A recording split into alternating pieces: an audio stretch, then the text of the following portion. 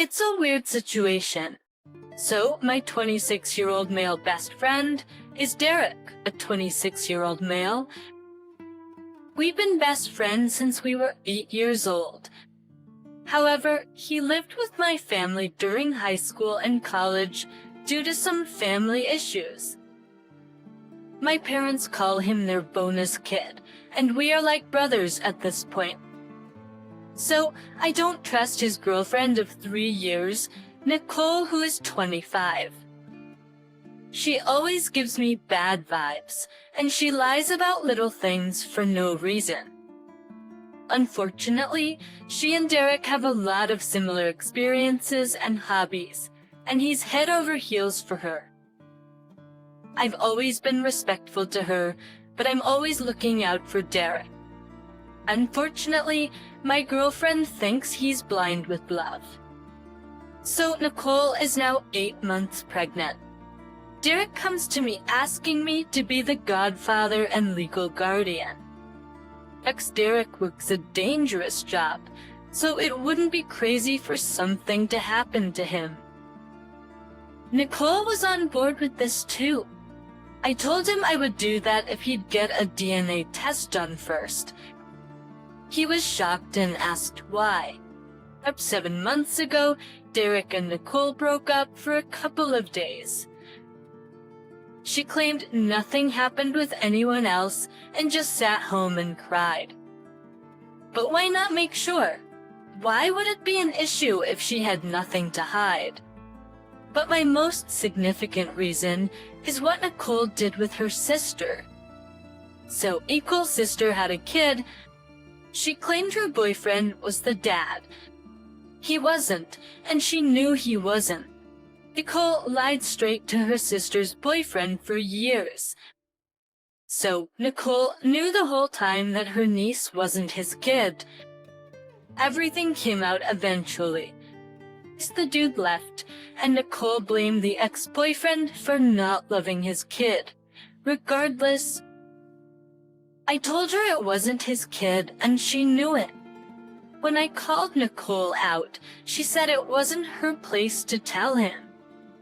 Ever since that incident, I've kept her at arm's length and would rather Derek break up with her. But Derek and I have had deep talks about that, but he defends Nicole's actions. I asked him if the kid wasn't his, would he stick around? He said no. That's my pushing for a DNA test. After Derek blew up at me, saying I'm forcing him into something he doesn't want. I said I'm not helping raise some other dude's kid, and that if the DNA test is such an issue, then pick someone else to be the godfather. And he can tell Nicole I'm the one pushing for this, and the blame can be on me. My parents are calling me an idiot. My girlfriend agrees that every kid should be given a DNA test at the hospital at birth to avoid issues, and we don't understand why that isn't a law. She's on my side with everything. Am I the idiot? You're not just being asked to be this kid's godfather, which doesn't really have any legal status. You're being asked to take legal responsibility for the kid if something should happen to Derek, right? So not the idiot. That's it. That's your decision. You're not pushing Derek to do anything by putting the condition on your decision, and especially given Nicole's history. I think a DNA test is in order, but that's Derek's decision. He can accept your conditions for wanting to take legal responsibility for the kid or find someone else. You are the idiot. Don't be the godfather either way. Even if the test proved that your friend was the father, it wouldn't change your mind about Nicole. You dislike her, and so you're hoping this test will make them break up. But he gets to decide for himself who he wants to be with. It's not up to you. You've already expressed your concerns, so now back off and let him handle his relationship. my take on this as well. He should decline the offer if he doesn't like the child's mother. This role should be for someone who respects both parents. You suspect Nicole of having a fling 7 months ago when she got pregnant, but she's now 8 months pregnant. Your math doesn't make sense. If you and your girlfriend decide to have a kid, will you do a DNA test if the kid is yours? This is your issue, not Derek's. Comments, you're asking him to do something he clearly doesn't want to do, and it isn't really your place. That's on him 100. If he believes this is his kid, knowing everything he knows, then that's really his choice. Plus, I kinda get the sneaking suspicion that you're pushing for this because you want the girlfriend gone and this would get it done for you. Update. Thanks everyone for your responses. The test cost $159. I called our local hospital and even offered to pay for the test so Derek doesn't have to. I talked with him again and showed him he's going to get a blood test done right now. It sounds like Nicole isn't fighting him that hard. So I, a 24-year-old female, and my boyfriend, a 26-year-old, have been dating for 9 months. And recently we celebrated my birthday. We went to my favorite restaurant and after we went to a bar. I enjoyed it. I drove because he had a car accident the other day and his car is in the shop. While I was ordering drinks and he was in the bathroom, a stranger bought me a shot. I thanked him but told him I was in a relationship and he backed off. Then my boyfriend came back and asked where I got the shot and I answered. He was halfway across the bar by that point, but my boyfriend still got angry and accused me of flirting for free drinks. I told him that was silly and he just thought I was pretty and was respectful. He just scoffed and said, "Okay," and we continued our night.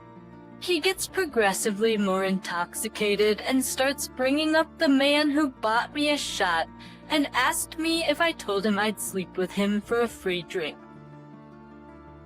I told him no, I would never, and we didn't even interact besides telling him thank you, but I was in a relationship. He called me a liar, and men don't do that unless they convince. Unless they think that I'm an easy target and then tell me it's because I'm dressed like one.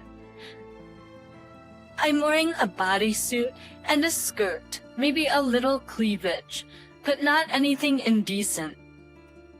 I told him if he didn't stop, I was going to leave and he would have to get an Uber home. He kept saying that we wouldn't be having this conversation if I wasn't so flirty.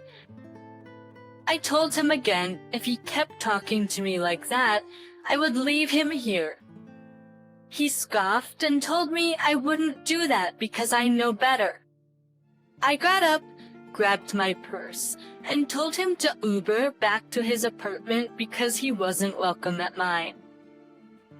As I was driving home, completely sober by the way, I hadn't even taken the shot my boyfriend did, and I was nursing a mojito the whole time. He called and texted me and said I better come back before he gets angry. So I turned my phone off. When I turned my phone back on, I had 53 missed calls from mainly him but also our friends and his mom. She went and picked him up. And almost 300 texts were calling me an idiot and saying he could have died. And I shouldn't have left him. And even some calling me a slut and a bad girlfriend. Am I the idiot? Not the idiot, OP, but please break up with this toxic, shameless, manipulative idiot ASAP. He accuses you of flirting for free drinks and calls you names and other things. It's incredibly harmful and disgusting. Also, his friends and mom are idiots for harassing you constantly, even though it's your boyfriend's fault. I attended bars for several years and have seen this situation play out several times, almost verbatim to how you described it. Of course, the girls could have been dressed in parkas and sweatpants, but it would have always come back to that topic. I've even had to keep one of the boyfriends from trying to fight the drink buyer, a regular of mine who was a super nice dude. He's a grown dude. You were well within your right to leave. I hope he's your ex-boyfriend now.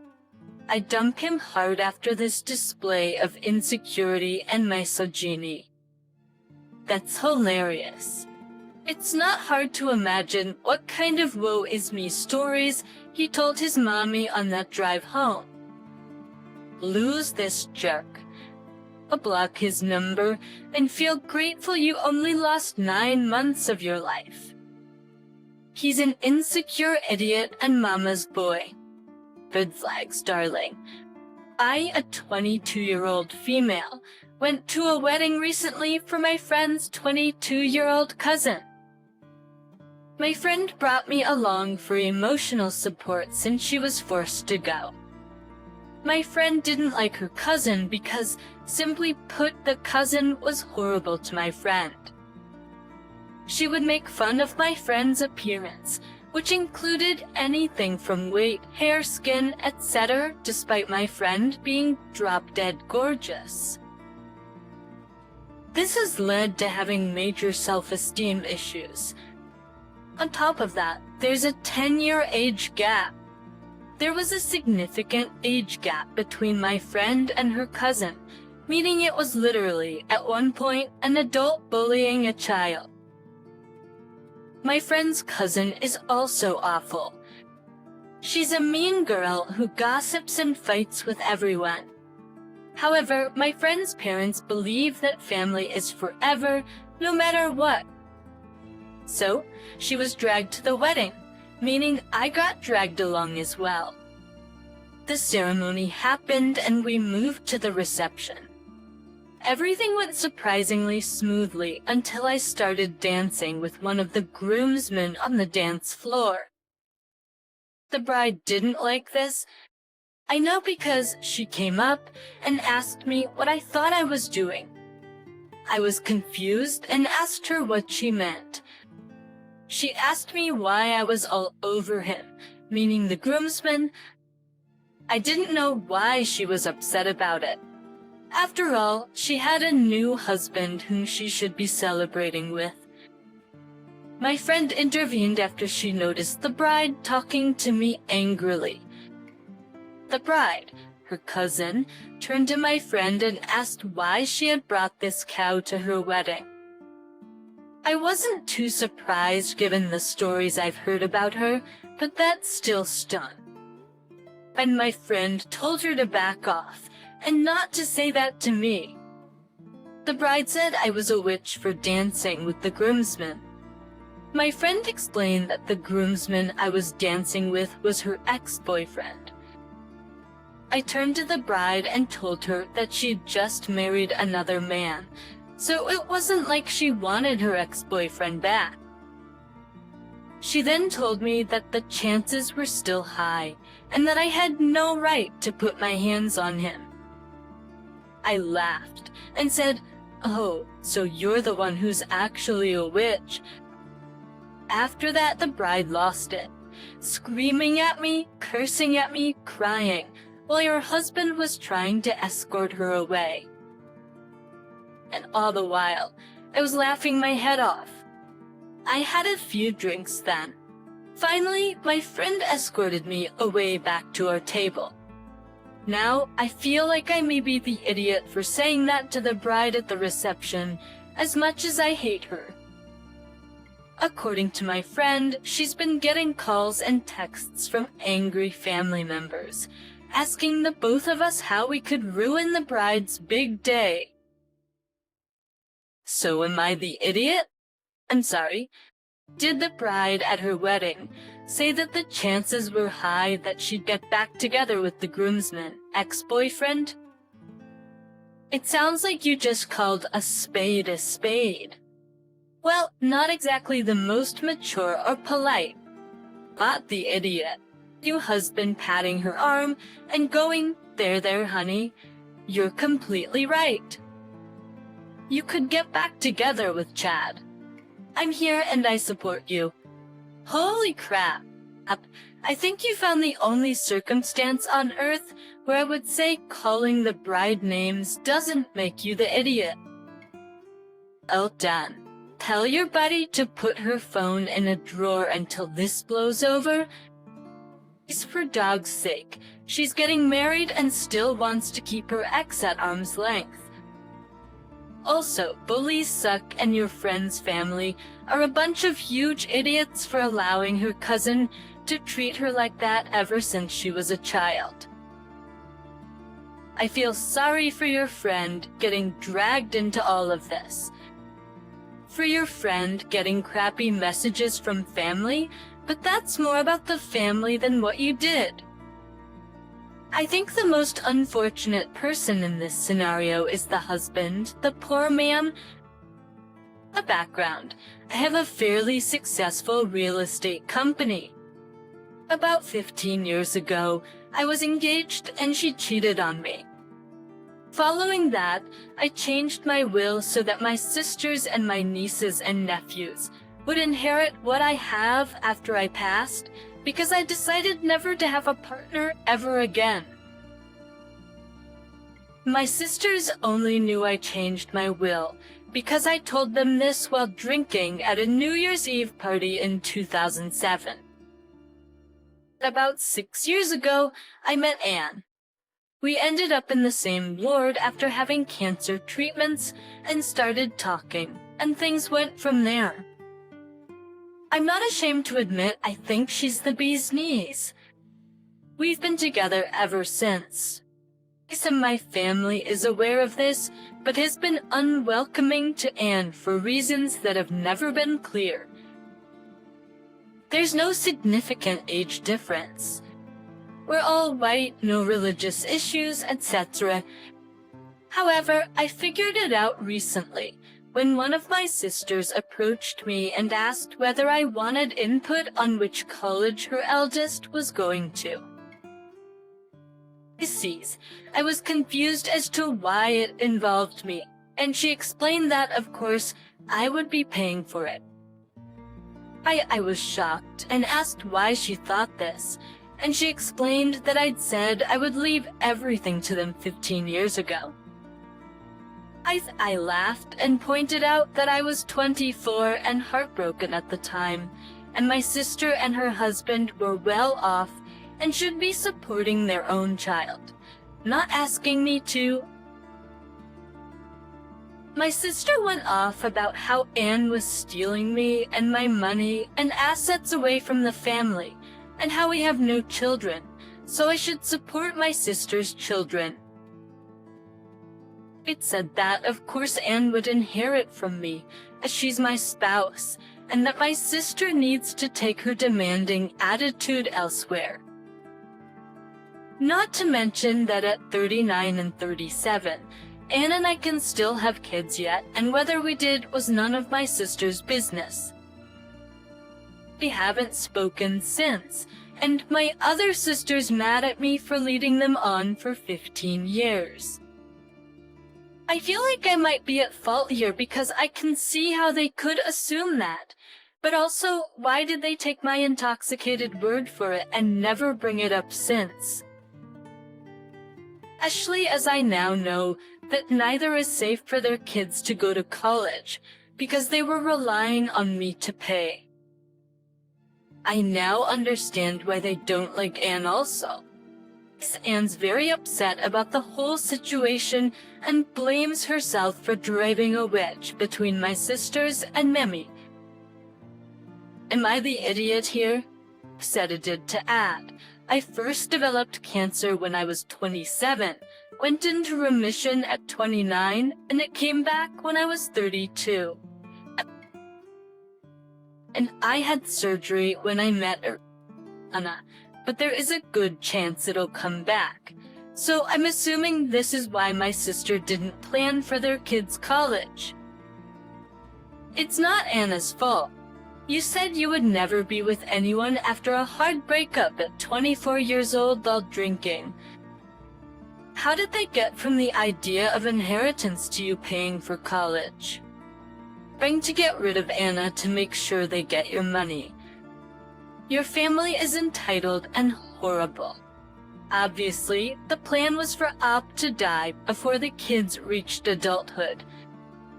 However, not only did he have the poor manners to keep living longer than they hoped, he changed his will.